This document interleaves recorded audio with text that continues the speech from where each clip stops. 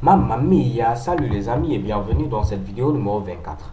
Alors dans cette vidéo, qu'est-ce que nous allons voir? Nous allons voir tout simplement la boucle do while, ok? C'est la dernière boucle, ok? Wow. Alors dans la vidéo précédente, qu'est-ce que nous avons vu? Nous avons vu tout simplement la boucle while, ok? Et là, il fallait mettre quoi? Il fallait mettre notre fameuse condition à ce niveau. Et ensuite, il fallait mettre à ce niveau le bloc d'instruction qu'on souhaite tout simplement exécuter, ok? Avec la boucle do while, c'est tout simplement ici l'inverse. On va mettre d'abord le code qu'on souhaite exécuter et après on va mettre ici la condition.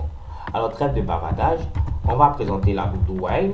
Je mets ici do comme ceci et ensuite je vais mettre ici ma condition. Ok? Donc là, ce sera ici ma condition à ce niveau. Oups. Et je mets ici un point virgule à la fin. Donc je vais dire faire ceci tant que ici cette condition est tout simplement vérifiée. Donc exécute-moi ce bloc d'instruction mon gars tant que ce Mitsubishi est tout simplement vrai. Et vous voyez, j'ai mis un point virgule à la fin.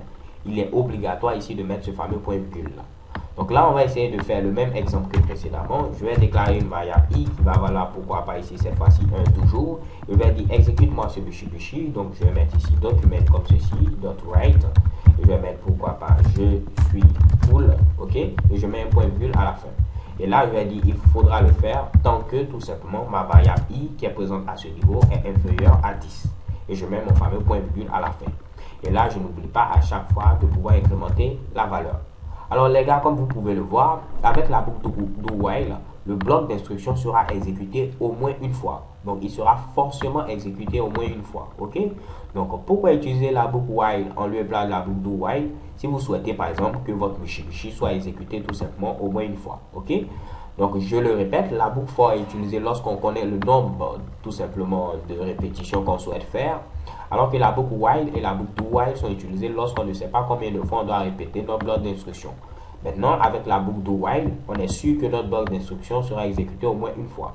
Alors qu'avec la boucle while, notre bloc d'instruction peut ne même pas être exécuté. Ok? Donc là, on va tester ce Mitsubishi. J'ai mis je suis cool. Je vais mettre un petit BR pour aller tout simplement à la ligne pour ne pas que tout soit accolé. Donc là, normalement, on doit le voir ici également s'afficher. Ok?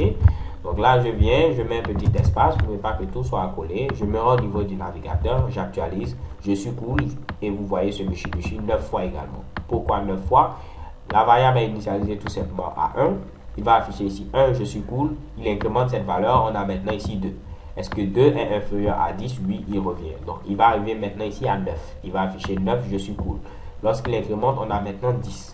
Est-ce que cette fois-ci 10 est inférieur à 10? Non, donc il ne va pas exécuter ce Mitsubishi là. Ok?